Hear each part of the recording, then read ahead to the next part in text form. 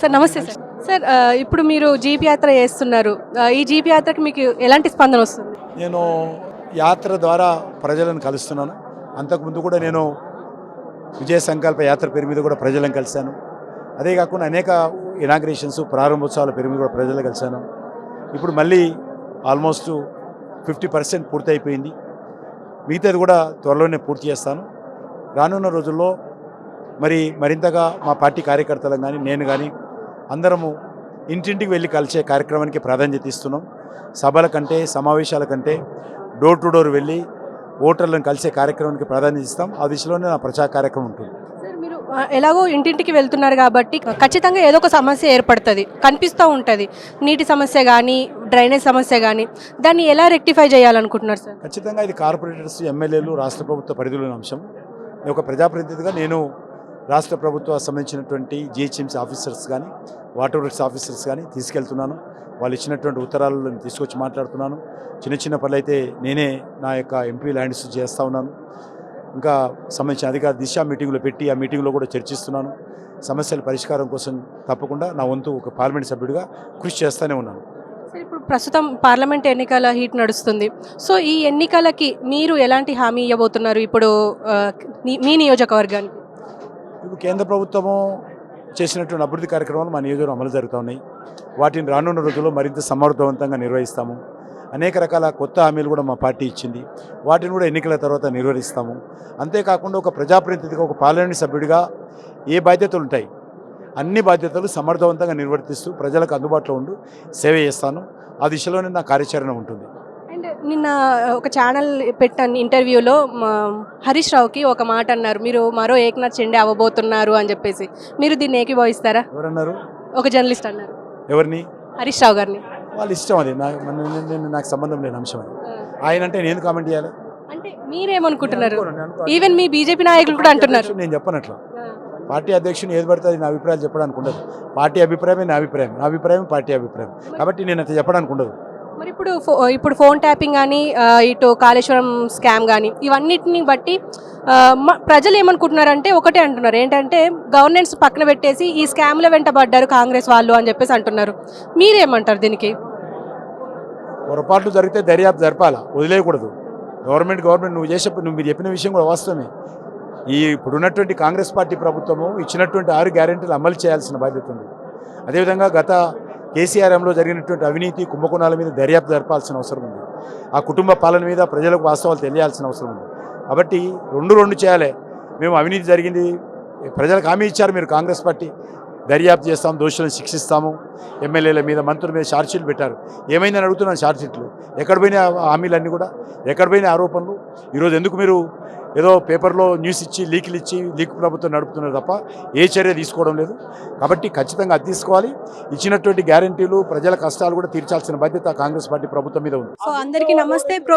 మనతో పాటు మాజీ ఎమ్మెల్యే చింతల రామచంద్రారెడ్డి ఉన్నారు, ఆయనతో మాట్లాడదాం. సార్ నమస్తే. సార్ నమస్తే సార్. ఇప్పుడు మీకు బీజేపీ 17 సీట్లు ఖచ్చితమని అంటున్నారు. ఎలాంటి ధీమతో, ఏ ధీమతో అంటున్నారు? అంటే మేము ఈ దేశంలో 10 సంవత్సరాలలో ఏ ప్రధానమంత్రి చేయనటువంటి పనులు మేము చేశాం. ఏ ప్రధానమంత్రి కూడా చేయలే. ఈనాడు ప్రపంచం మొత్తంలో కూడా గడగడ వణికించినటువంటి ఏదైతే కరోనా ఉందో మొదటి వ్యాక్సినేషన్ కనుక్కున్నది భారతదేశం. ఇతర దేశాలకు సప్లై చేసింది భారతదేశం.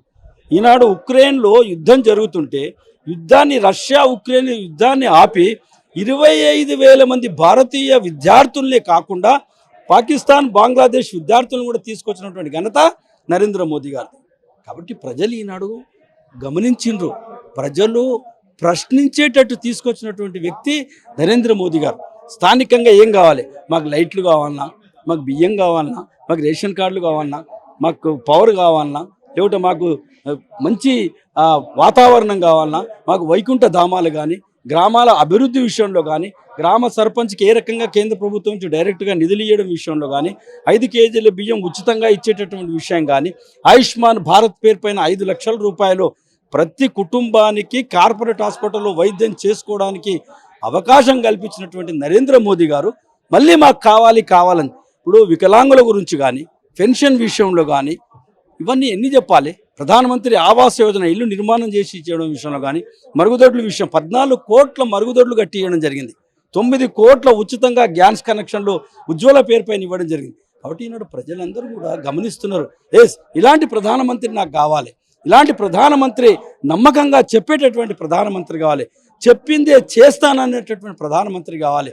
సబ్కే సాత్ సబ్కా వికాస్ సబ్కా విశ్వాస్ సబ్కా ప్రయాస్ అనేటటువంటి ఆలోచనతో పనిచేస్తుంది. ఈనాడు రైల్ కనెక్టివిటీ కానీ, ఎయిర్ కనెక్టివిటీ కానీ, వాటర్ కనెక్టివిటీ కానీ, నేషనల్ హైవేస్ కనెక్టివిటీ కానీ, ఫార్మర్స్ కనెక్టివిటీ కానీ, ఇలా నేను చెప్పుకుంటూ పోతే ఒక 50 కనెక్టివిటీలు గ్రామ స్థాయి నుంచి దేశ స్థాయి నుంచి ప్రపంచ స్థాయి వరకు కల్పించినటువంటి వ్యక్తి నరేంద్ర మోదీ గారు.